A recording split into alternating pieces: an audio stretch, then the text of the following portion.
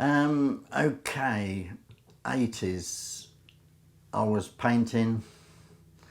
Yeah, quite a few drugs about and one thing and another.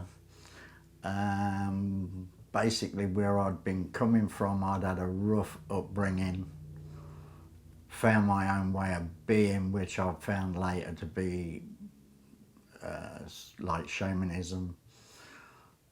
Explored myself a lot with LSD, sorting out a lot of personal problems, and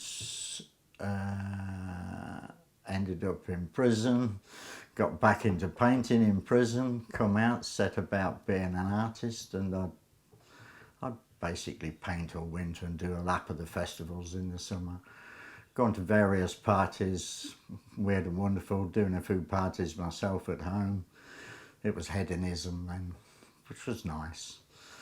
And as the thing sort of moved into early acid house, a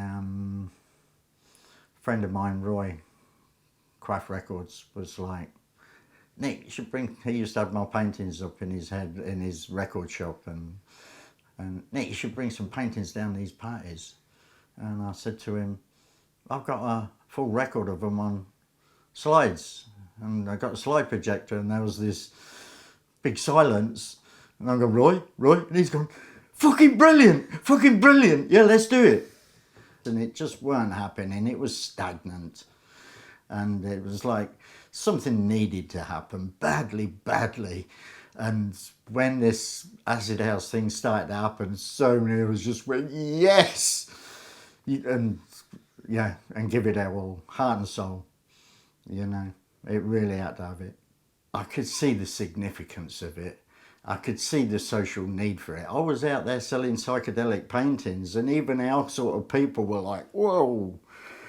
I could see it needed to happen. I could see like a psychedelic revolution needed to happen. And you could just feel it in the air. It was like difficult to even grip, but Jesus, I was out there every weekend. I'd lose half a stone and 3/4 of a stone most weekends, at it all weekend, and pig out all week because I knew what would come in next weekend, you know what I mean? Giving it my heart and soul. It cost me my relationship. I'd got a full art business going at the time. That died away because I was so busy on the parties. But I don't regret nothing. Not one bit of it. And I went full at it till about 92, and I more or less collapsed in a heap, mentally, emotionally, physically, exhausted. Had a little breather, went back underground, and trance scene, way it went, you know, way we went again, you know what I mean? It was brilliant, yeah. You see what's happened since that started? It's like if you were tuned, you could feel it was going to happen. I could feel it was going to happen, that we were doing something now that was really significant, that was gonna tune people in to the world and to themselves and really make a difference. You could feel it, and it drove you on. Seeing people just go, wow, and have the best time of their lives, and people saying, oh, the scene's dying. I say, what, they can have that much fun and then not go and do it again? It's like, no way. But just seeing how people got awakened and set free spiritually, and became more aware and enlightened, and you know, with enough people doing that, you radically change society in a very positive way. And that's why I love this party scene. It was so naturally shamanic. It brought these aspects of people out without them even knowing, you know? Awakened them, enlightened them, enriched them, put them in touch with their deeper selves. It's like, How could they not? You know, you were there. It's like, how could you not have that happen? You know what I mean? And it was just so unorganised and natural and right. Beautiful. Incredible. And he's walking away, and I said, don't forget the key. And we'd got this 4-foot crowbar that we'd opened the door with, and people standing there putting their coats on have nearly fell over in shock. We'd done this party so professionally that only then did they realise how illegal and how out on the edge it was when they see us with this 4-foot crowbar. And it was just total madness. Yeah, the police would do their damnedest to stop it. They'd even stop us in one building, but we'd got a reserve building wrecked, but then they'd be chasing us all over town. We'd all split up, and with a pre-arranged rendezvous. The sound system always used to have the biggest problem, because they knew if they could stay on the tail of the sound system, we were buggered. But then we'd all dive off to the reserve building and get the key out, bang, and in we go, and sort it out. And once you get a certain amount of people in there, there's nothing the police can do, really. They're outmanned, you know. And yeah, we were into that party, and we just rolled the shutters doors up, let some air in, let the people that were in there out, let the people that were outside in, and it was like about 4,500 people. And we really pissed them off the next week, because we hit the same building again. They didn't expect that. Yeah. But we used to have terrible rows with them. We used to say to them, what did they teach you in Hendon? Contain the problem, and you come here and the problem's contained itself, so what are you going to do? You know? And I say, yeah, but it's wrong. I say, yeah, we'll see how wrong it is when your sons and daughters are here. You know.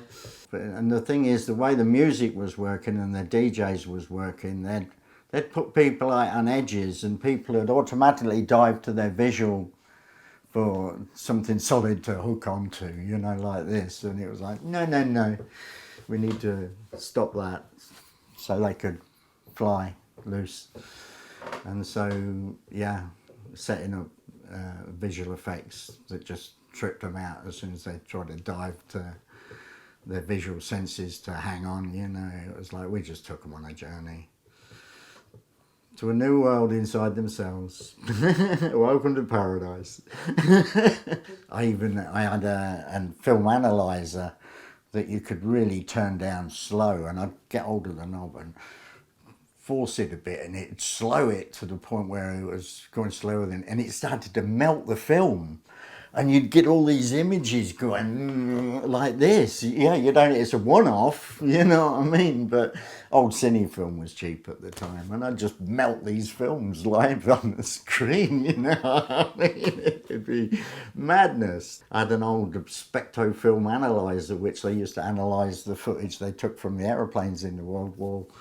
And it was like... 2 frames per second. That's 120 beats per minute. That's acid house. And I used to put these film loops on and run through there. Guy directing the orchestra and things like that. But it was on the beat, you know what I mean? Things like this. That old piece of kit should have been in a museum, but it was in the acid house, you know what I mean? Being a part of the drugs culture at the time, I was seeing a lot of negatives, heroin and cocaine and stuff like this. And suddenly there was too many moralist groups like Stranglers, Golden Brown and stuff like this, and glorifying it, you know what I mean? And it was like, and I saw the ecstasy as like, no, here's something that could put that shit out of fashion, that's a lot less harmful and gonna awaken and enlighten people. So I was all for promoting it, you know, and being a part of that. It's like, you know, I loved it, you know, great stuff. Did me a world of good. You know, I had enough personal problems of my own to sort out, and I could see that that was helping, and it could only help others. Plus knowing all the story of it as well, the way it only it was being used in therapy sessions, rape victims, child abuse, and things like this, to open them up, relax them, and get them talking and stuff like this. And it was only the fact that it got so popular on the underground scene that stopped it being legal in like the national health. And so we knew it was good stuff. It was just a problem with getting hold of enough of it, But luckily, there was lumps of it coming over from California that was cracking quality. And yeah, brilliant. Glad to see a more healthy drug culture.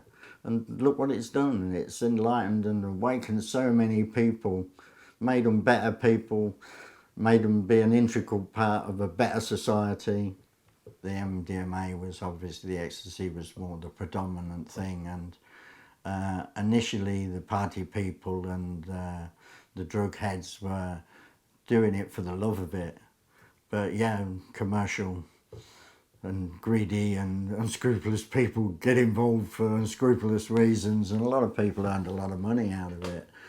And the qualities went down, which we weren't happy about, and which is why we sort of stopped taking the pills and started taking the more crystal pure MDMA rather than the pills, because the pills were just cut with shit and cut with shit and cut with shit, as it got more and more commercial. We were like a new tribe, brothers and sisters, and it was about the whole event, not just about the DJ. It was, I'm sure there's plenty of DJs thought it was all about the DJ, but such is life, Even though acid house itself came and went fairly rapidly, what it kicked off was, there was no going back, there was no stopping it. It was moving on at such a rapid rate, new genres of music coming out of acid house. Being a part of that, and feeling that was going to happen, and being so happy doing it, and so many people so happy with what I did for them personally, and knowing that we did that to thousands and thousands of people. It's like brilliant. Knowing that, experiencing that, Jesus, when it comes for me to get, or for them to order a box for me, I'll die happy. Big smile on my face, knowing that. Bye. You know what I mean? It's like, yeah, way to go. More physically and emotionally exhausted and disillusioned. There was times when the scene was looking like it was faltering, and we'd just go again, all hands on deck, and make sure it didn't die. And the amount of times I'd done that, it was like, yeah, it just had to have it, There was no way that this could stop, and it's not going to stop. It's a part of culture now. Yeah, okay, so that wave's crashed. It's water on the beach now, but it's a part of culture now. Look, people have been changed. It's no putting that. There's no putting that back in the box. It's all happened, And it's like, there's not the energy and enthusiasm that there was, but we badly needed that to happen, and the fact that it's still happening means that there's not that welling up of need now. But it's good that people can still go out and do that when they need. I was amazed the way a crew had just come together on the night and do the business, and it was like, and I'd just be an integral part of that and happy to do my bit, And I sort of realised it's like, I could help people, but there's only so much you can do one-to-one. And what I realised with this party scene is that a bunch of you could come together and step thousands of people forward en masse and really do something worthwhile. I was well up for helping people to move forward in themselves, and seeing this opportunity to do it like this, it just had to have it. It just had to happen. I was well happy to be in there doing that. You know, I'd put parties on myself a lot along the way, and people would say, "What's the budget?" I'd tell you that 2 weeks after the party.